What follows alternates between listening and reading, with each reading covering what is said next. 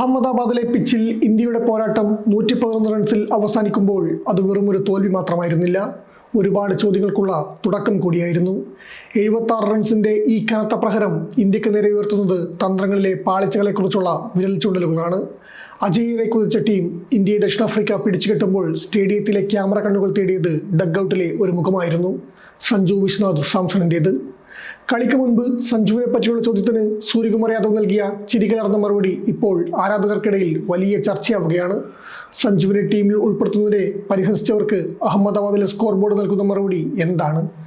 ദക്ഷിണാഫ്രിക്കക്കെതിരെ 2 സെഞ്ചുറികളടക്കം മികച്ച റെക്കോർഡുള്ള ഒരു താരത്തെ പുറത്തിരുത്തി നടത്തിയ പരീക്ഷണങ്ങൾ പാളിയോ? ഗൗതം ഗംഭീറിന്റെ പിടിവാശികളും പരീക്ഷണങ്ങളും ഇന്ത്യയെ ചതിക്കുകയാണോ? തുടർച്ചയായ മത്സരങ്ങളിൽ ഓപ്പണർമാർ ഡക്കായി മടങ്ങുമ്പോഴും സഞ്ജുവിനെ എന്തിനു മാറ്റി നിർത്തി? സെമിയിലേക്കുള്ള വഴി കഠിനമാകുമ്പോൾ ഇന്ത്യൻ ടീം മാനേജ്മെന്റ് ഇനിയെങ്കിലും കണ്ണു തുറക്കുമോ? അഹമ്മദാബാദിലെ തോൽവിയുടെയും സഞ്ജു സാംസൺ എന്ന അനീതിയുടെയും ഉള്ളറകളിലേക്ക് നമുക്ക് നോക്കാം. ഇന്ത്യയുടെ തോൽവിക്ക് പിന്നാലെ വലിയ ചർച്ചയാകുന്ന 2 പേരുകൾ സഞ്ജു സാംസണും സൂര്യകുമാർ യാദവുമാണ്. ഇതിനു പിന്നിൽ ചില കാരണവുമുണ്ട്. ഇത് എന്താണെന്ന് നമുക്കറിയാം. സൗത്ത് ആഫ്രിക്കയ്ക്കെതിരെ വമ്പൻ റെക്കോർഡ് അവകാശപ്പെടാൻ സാധിക്കുന്ന താരമാണ് സഞ്ജു സാംസൺ.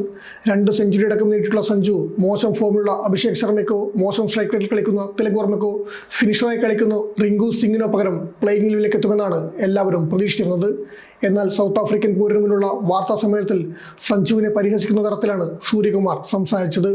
സഞ്ജു സാംസൺ പ്ലേയിങ് ലെവലിലേക്ക് എത്തുമെന്ന മാധ്യമപ്രവർത്തകരുടെ ചോദ്യത്തിന് അഭിഷേക് ശർമ്മയെ പുറത്തിരുത്തിയാണോ അതോ തിലക് വർമ്മയെ പുറത്തിരുത്തിയാണോ സഞ്ജു സാംസണെ കളിപ്പിക്കേണ്ടതെന്നാണ് ചിരിയോടെ സൂര്യകുമാർ ചോദിച്ചത്. നിലവിൽ ഇവർക്കെല്ലാം താഴെയാണ് സഞ്ജു എന്ന പരിഹാസം ആ വാക്കുകളിൽ ഉണ്ടായിരുന്നുവെന്നാണ് ആരാധകർ പറയുന്നത്.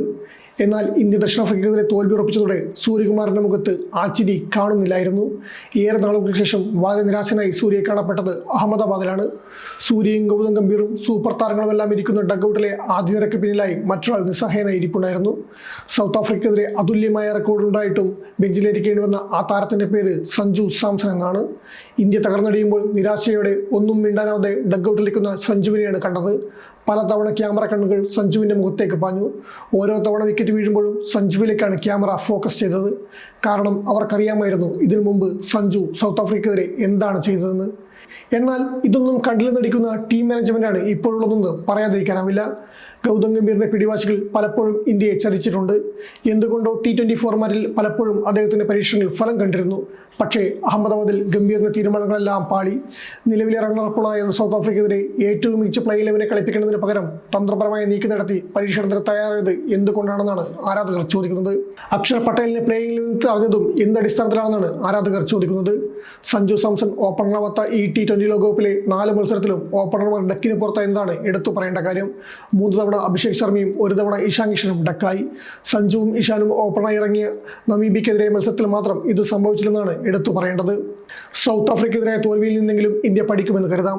ഇനി സെമിയിലെത്താൻ ഇന്ത്യക്ക് നന്നായി വിയർക്കേണ്ടി വരും. സഞ്ജു സാംസണെ പ്ലേയിങ്ങിലേക്ക് കൊണ്ടുവരാൻ ഇന്ത്യ തയ്യാറാവുമോ എന്ന് തന്നെ കരുതാം. സമയം മലയാളം വാർത്തകൾ ഇനി ടൈംസ് ഓഫ് ഇന്ത്യ സൂപ്പർ ആപ്പിലും. ഇതിനായി പ്ലേ സ്റ്റോറിൽ നിന്നോ ആപ്പ് സ്റ്റോറിൽ നിന്നോ times of India app install ചെയ്യൂ. മലയാളം ഭാഷ തിരഞ്ഞെടുക്കൂ. വാർത്തകൾ ആസ്വദിക്കാം. എല്ലാം ഇനി സമയത്തിൽ.